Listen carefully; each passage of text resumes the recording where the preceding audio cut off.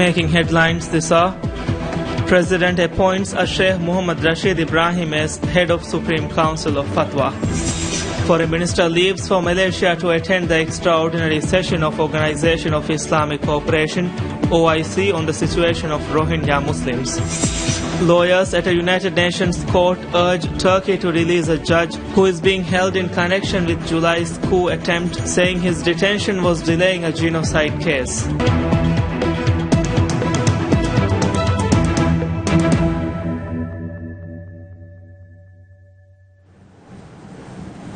Good evening and welcome to Nightly News on Television Maldives with me, Fatma Sara. President Abdul Yamin Abdul Gayoom appoints Sheikh Mohammed Rashid Ibrahim as head of the Supreme Council of Fatwa. President Yamin also appointed Sheikh Adam Shamim and Ishaq Mohammed Fuller to the Supreme Council of Fatwa on 7th December 2016. Minister of Foreign Affairs Dr. Muhammad Asim leaves for Malaysia to attend the extraordinary session of the Organization of the Islamic Cooperation (OIC) on the situation of Rohingya Muslim minority in Myanmar, scheduled to take place in Malaysia on the 19th of January 2017.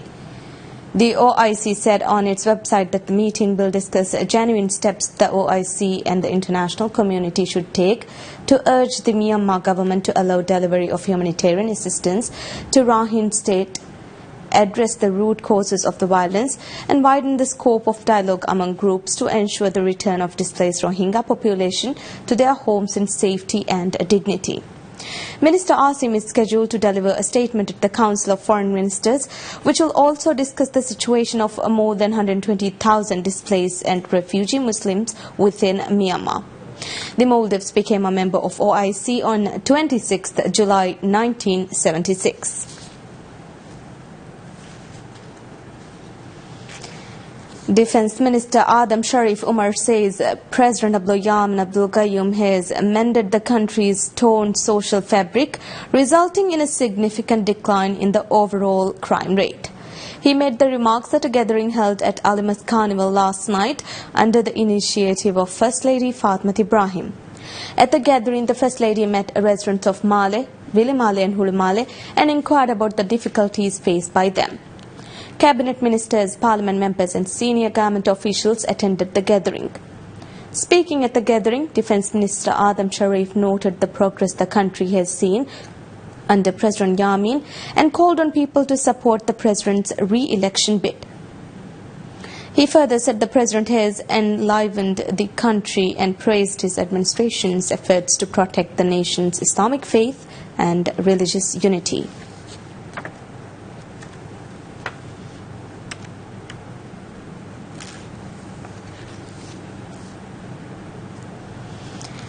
House and Development Corporation (HDC) says the ongoing project to build a jetty in Hulumale will be completed within the next 2 months.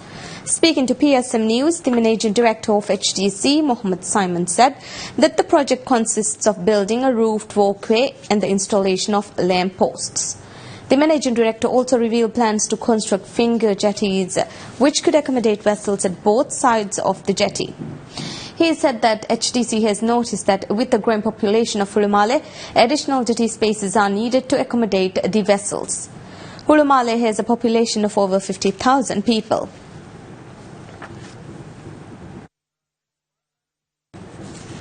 Ruling Progressive Party of Maldives (PPM) says that all preparations for the upcoming local council elections are being conducted under the direct supervision of a committee set up by the party advisor, President Abdul Yamin Abdul Gayoom. The statement comes at a time its leader, Maumun Abdul Gayoom, has urged the party not to proceed with its local council election primaries, as they are organised in contravention to the party charter. At a press conference held this afternoon, Secretary General of PPM and MP for Nilandu constituency, Dr. Abdul Khalil, said some individuals are issuing misleading statements under the party's name and such statements are creating confusion among members. Khalil also said PPM's activities have been intensified under the guidance of the party advisor.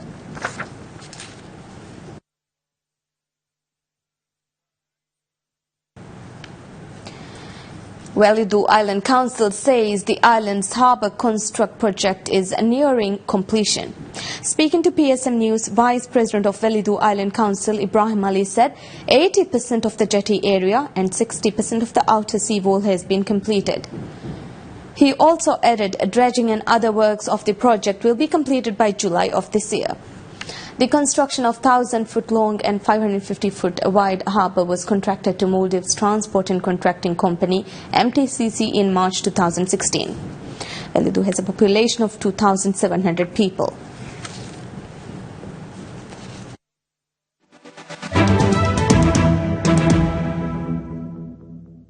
Looking at business news, political leaders from India, Bangladesh and Sri Lanka, along with business experts, discuss regional cooperation in South Asia and South Asian Association for Regional Cooperation's future at the World Economic Forum in Davos.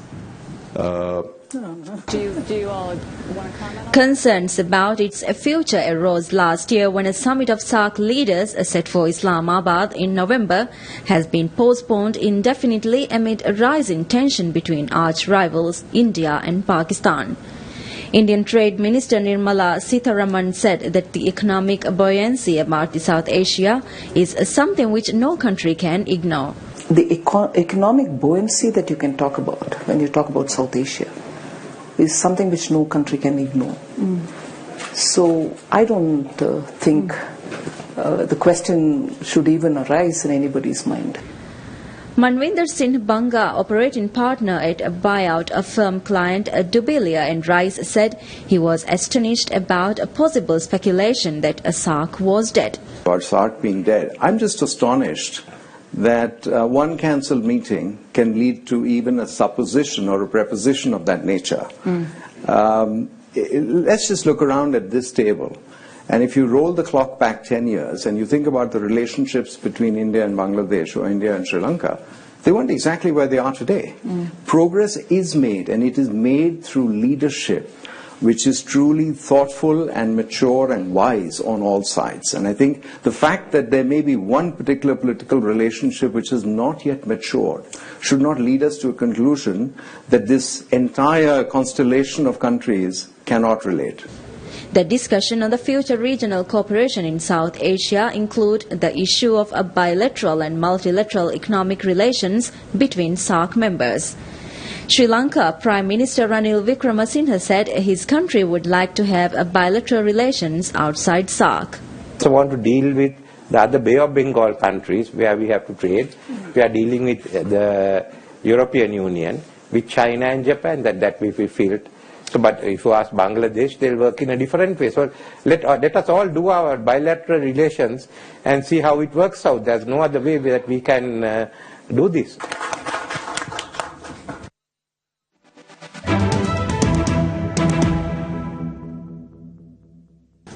Looking at news from international arena, UN envoy Staffan de Mistura arrives to the World Economic Forum WEF, where he is expected to hold talks on Syria.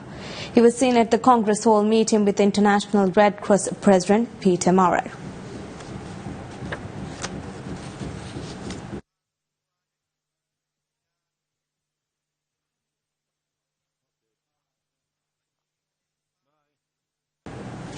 Russia recently launched a push for separate Syria peace talks in the Kazakh capital Astana later this month. The Astana talks are also backed by Turkey but have not directly involved the United States, which led the Geneva talks. There will also be talks held in Geneva on February 8th.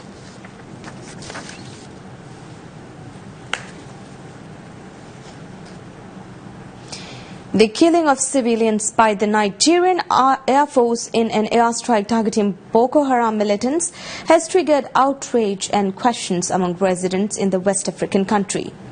Madison Sans Frontiers MSF said on Tuesday that at least 52 people were killed and 120 were injured when a Nigerian airstrike hit a refugee camp in the country's northeast after the military earlier disclosed the strike was meant to target Boko Haram militants. MSF said the strike occurred in Iran in Borno State, the epicenter of the jihadist group's 7-year-long bid to create a caliphate.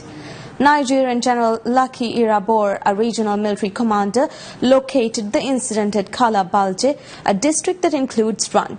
The airstrike came amid an offensive against militant group Boko Haram by Nigeria's military over the last few weeks.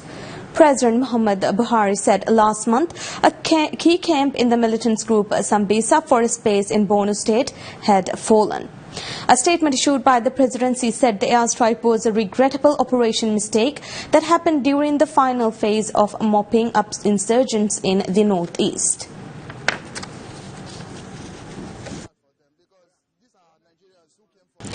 Lawyers at a United Nations court urged Turkey to release a judge who is being held in connection with July's coup attempt, saying detention was delaying a genocide case.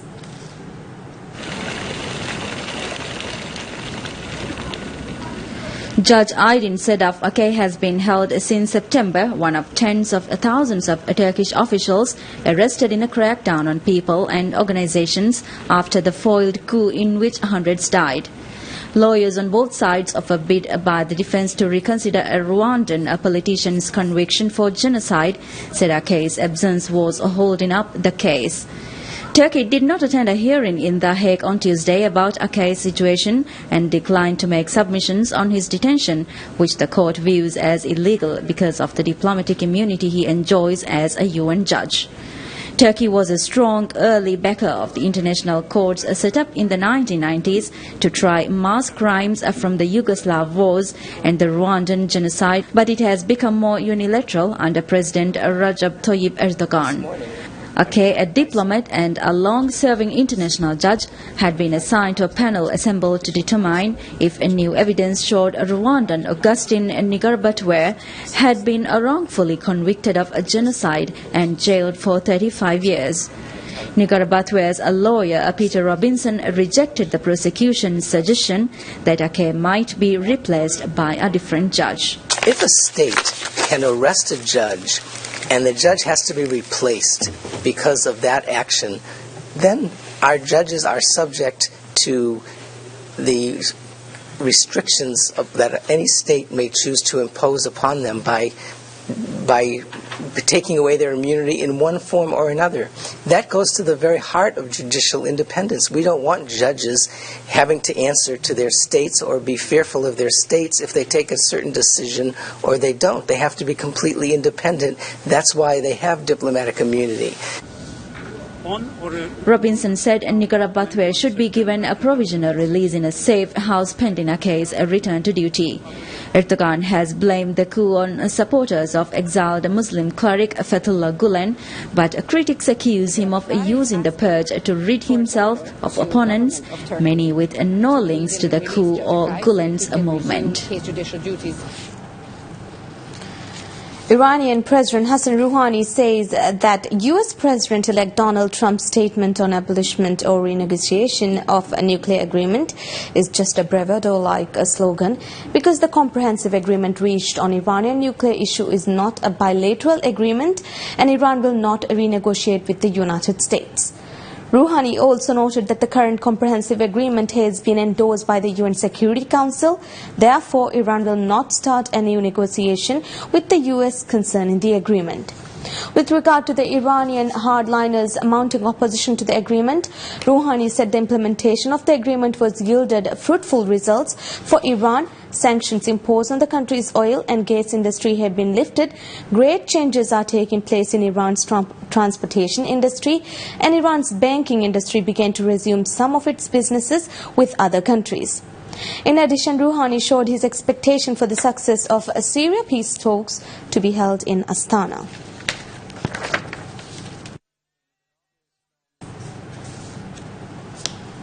The Organization of Islamic Cooperation's Special Envoy to Myanmar says that the United Nations should intervene in Myanmar's Rakhine state to stop further escalation of violence against Rohingya Muslims and avoid another genocide like in Cambodia and Rwanda. Here's more on this. The conflict, which has left at least 86 dead and an estimated 66,000 people fleeing into Bangladesh, since it started on October 9, 2016, is no longer an international issue, but of an international concern, said OIC's Special Envoy to Myanmar, Said Hamid Al-Bar. His comments came ahead of a special OIC meeting called by Malaysia on Thursday, January 19th, to discuss measures to deal with the conflict affecting the Rohingya minority who are predominantly Muslim. We don't want to see another genocide like the one in Cambodia or Rwanda. The international community just observe how many million people die. In Cambodia, how many million people die. And Srebrenica, UN was there just observing slaughter, you know. So all these things shows that we have got lessons from the past for us to learn from and then see what we can do. The OIC represents 57 states and acts as collective voice of Muslim world. Refugees, residents and human rights groups say Myanmar soldiers have committed summary executions, raped Rohingya women and burned homes since military operations started in the north of Rakhine state on October 9th. The government of predominantly Buddhist Myanmar, led by Nobel Peace Prize winner Aung San Suu Kyi, has denied the accusations, saying many of the reports are fabricated, and the government insists that strife in Rakhine state, where many Rohingya live, is an internal matter. The military operations were in response to attacks on security posts near Myanmar border with Bangladesh that killed 9 police officers. The Myanmar government has said that militants with overseas Islamist links are responsible.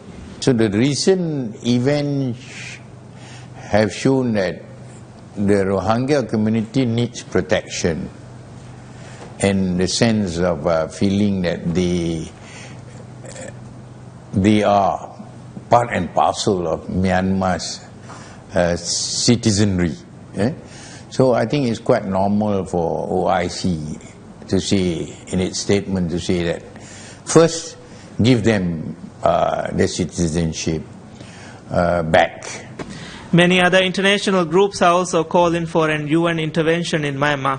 If we look at the history of the Bosnian War, and it was after the intervention by OIC, by forcing the United Nations to take more stern action against the Serbs and to relieve the arms embargo upon Bosnia, that the war has managed to be stopped.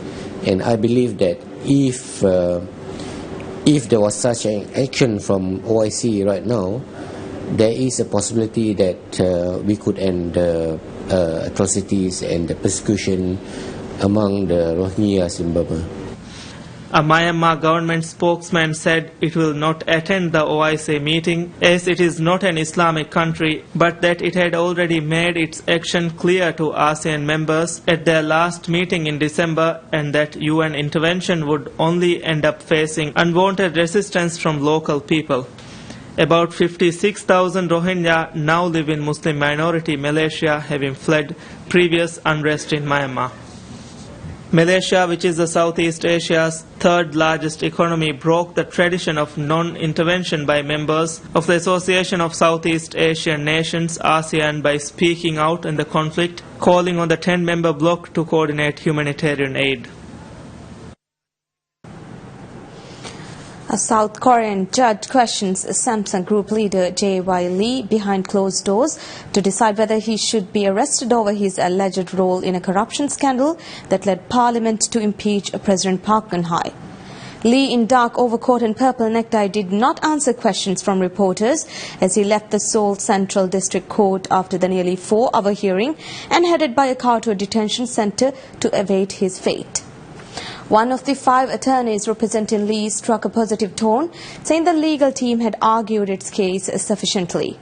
The Special Prosecutor's Office said it would seek a warrant to arrest the third-generation leader of the country's largest conglomerate on suspicion of bribery, embezzlement and perjury. A senior Indian Foreign Ministry official says that the growing ties between the US and Russia are in no way against its interests. A senior Indian Foreign Ministry official said that the growing ties between the US and Russia were in no way against the country's interests. Foreign Secretary Subramaniam Jaishankar made the comments at the ongoing second edition of Raisiana Dialogue, an Indian flagship geopolitical conference in New Delhi, organized annually by Observer Research Foundation, ORF, in association with Ministry of External Affairs. His comments came a day after Indian Prime Minister Narendra Modi stated that New Delhi has given a strong momentum to engage with the United States, Russia, Japan and other major global powers over the past 2.5 years.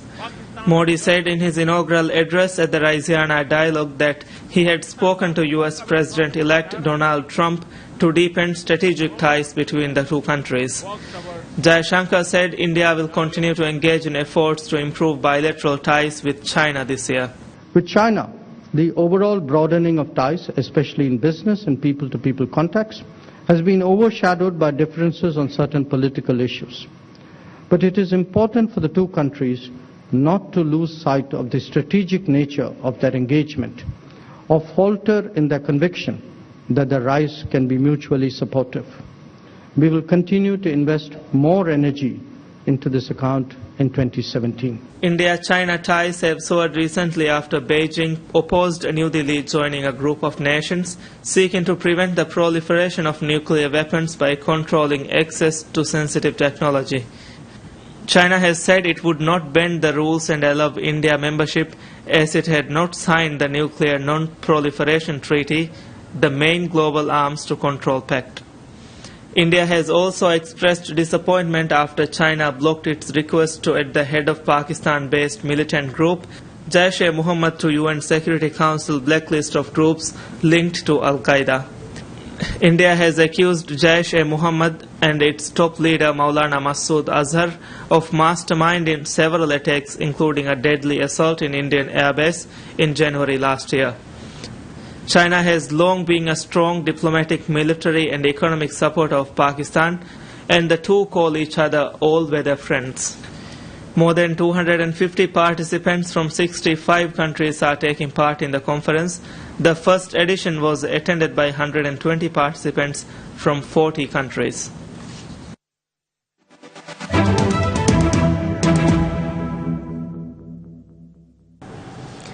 Liverpool manager Jurgen Klopp says that uncertainty from FIFA over whether Cameroon defender Joel Matip can play for them is damaging to his side.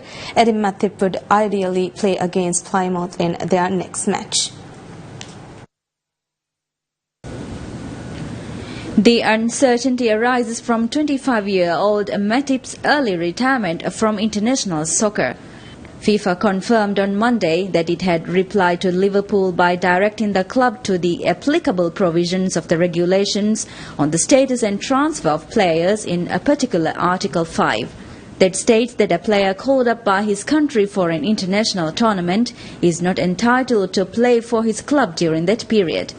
Liverpool said Matip was not included in Cameroon's final squad for the Nations Cup and had previously said he did not want to be considered for selection.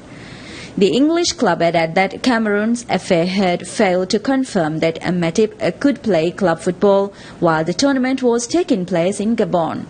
In this moment, we are sure, not the only thing, we are sure we did nothing wrong. We are sure Joel Matip did nothing wrong.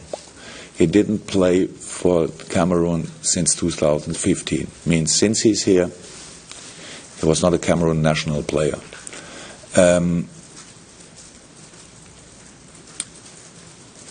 Is in this moment not in the squad of Cameroon, but in this moment, so he could not play for sure for Cameroon because he's not in the squad. But in this moment, we have no 100% guarantee that he could play for us. That's the situation. The last few days were really, not in the last few days, maybe it's more the weeks, but in the last few days it's getting more and more. We're really busy for all departments who are involved from LFC, and the procedure is that I would consider to line him up tomorrow, but I don't know if I can. So that's the thing.